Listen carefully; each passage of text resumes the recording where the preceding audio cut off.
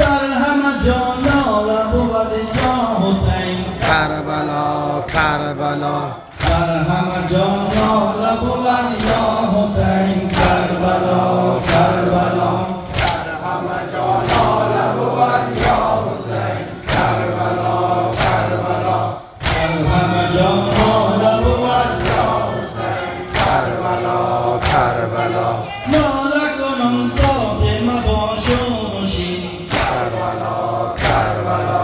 آنکه شد کشت حسین من حسین کربلا کربلا ناله کنم تا به مباشوشی کربلا کربلا آنکه شد کشت حسین من حسین کربلا کربلا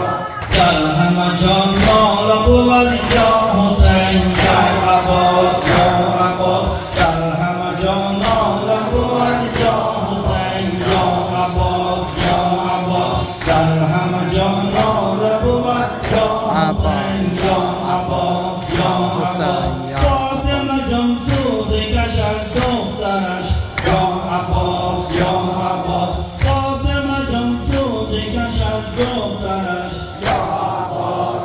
عباس سینه زنان خواهر غم پرورش یا عباس یا عباس سینه زنان خواهر غم پرورش یا عباس یا عباس در همه جا ناله بود یا حسین یا عباس یا عباس در همه جا ناله بود یا حسین یا عباس یا عباس در همه جا ناله بود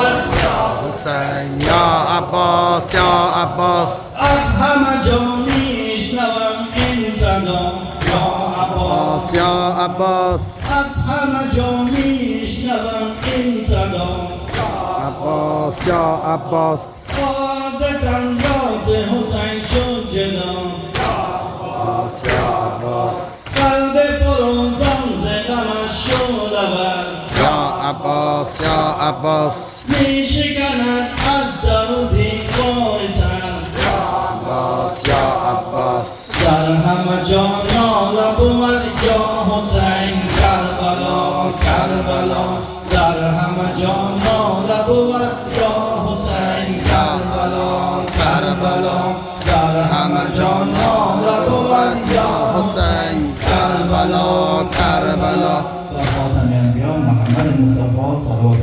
الله اللهم صل على محمد و آل محمد محمد و عجل فرجه